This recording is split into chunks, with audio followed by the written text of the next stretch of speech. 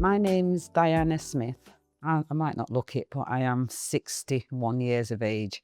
Living out to this age and being a fashion designer throughout my whole life, really, because I started when I was 13 years of age, from 98, if I can remember.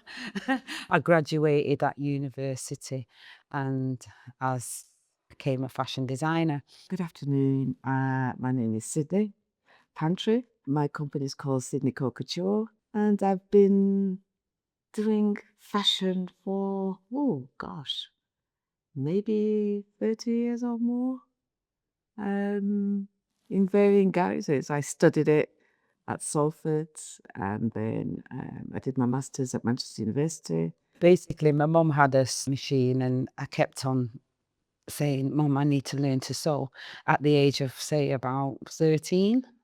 So that inspired me, my mum. Likewise, Yes, my it was the same. my mum inspired me to Right. sew. She, Yeah. my mum, when we were very little, used to actually make clothes for people, and she had a treble machine at the time, and so I was a little person trying to treble this machine like this.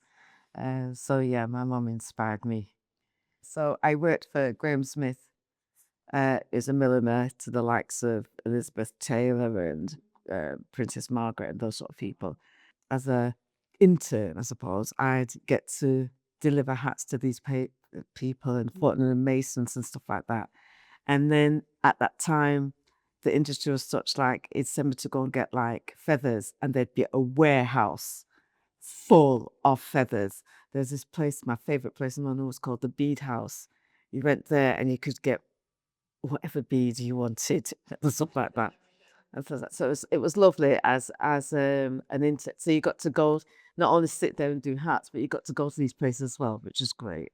Talking about London, over 15 something ago, I worked for a wedding designer, became a wedding dress designer.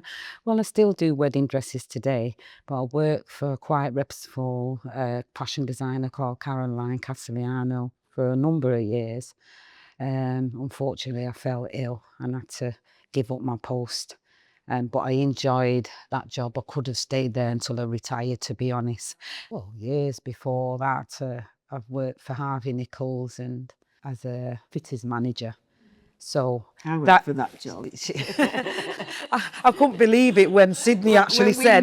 We met years later, but I went for that job. Yeah. When Harvey Nichols first came to Yeah. Manchester, they Yeah. advertised, and I went for that job. It's just as Harvey Nichols opened that year, and I got the position as the fitters manager. I lasted about 2 years. That was it. The experience was quite good. Alterations was a necessity in life because everybody actually comes in different size. You could be a 14 and you're like 16. So you got to make that garment fit. Oh, that was my speciality as coming out of university and graduating as a fashion designer. So I got into retail, so I'd be sewing, making things at home, and then retailing it in the day. And as things got more sort of, you needed to do more, I thought, right, okay, I've got to look for a factory.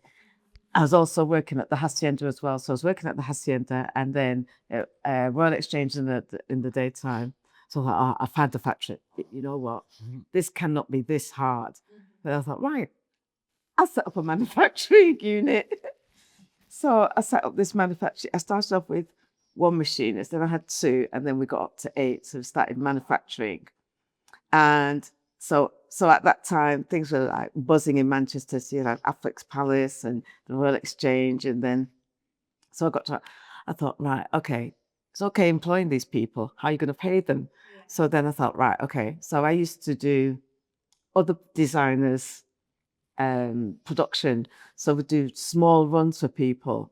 So then we got introduced to people like Dupe, Bench, Swirling Dervish, Chalk. So we started offering design facility. So we designed, we pattern cut and produced as well. So that's how. So we are alterations, and I was specialising in designing and production.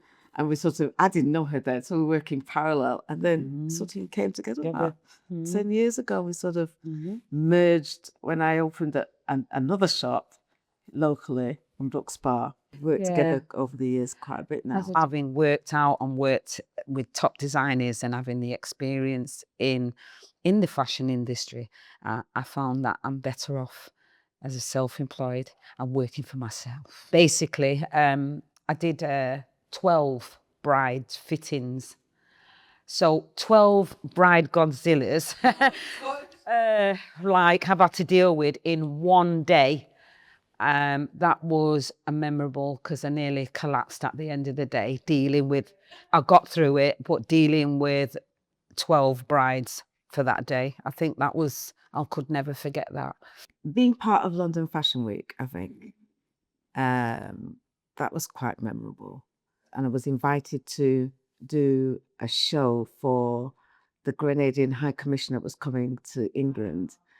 So I came back, and the first company that I set up when I came back was with two other girls, Jennifer Johnson, who's no longer with us anymore, and a girl called Tony Harris, and we called the company Sangento.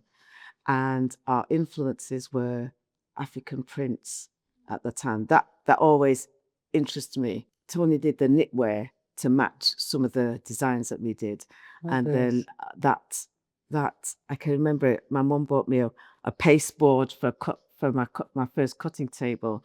So I was doing all this from my bedroom in my house and everything. And then we drove down to London, the three of us in my boyfriend at the time that I was coming to Manchester, his Panda. So you've got those two in the back, all the range lying down, me in the front, and him driving all the way there. And then we did the catwalk show there, and they had a stall as well.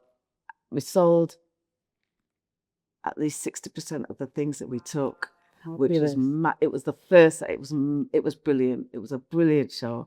I think that gave me the buzz around doing fashion shows and ranges and catwalk shows. Since I've done that over my career, varying times. But yeah, when I think about that show, it was the first one that I really got the whole, you put a collection together, you work as a team, you get the job done, and you get the reward. Where now it's split down into streetwear, athleisure. There's quite a broad spectrum of. It's not on this broad spectrum. It's the way that it's focused a lot differently than when we studied. We studied design as a fashion designer as a whole. Yeah. It's broken down now into different aspects, and so that has opened up other doors in what you do as a designer in the world now. I think it's totally changed. All I would say, whatever your desires are in the fashion industry, I would say, because as we said, it is numerous jobs that we can take. But I would just say, and I've learned through this, practice makes perfect, no matter what you do, and that's it. Yes, putting the hours in. We're going to do a simple A-line skirt.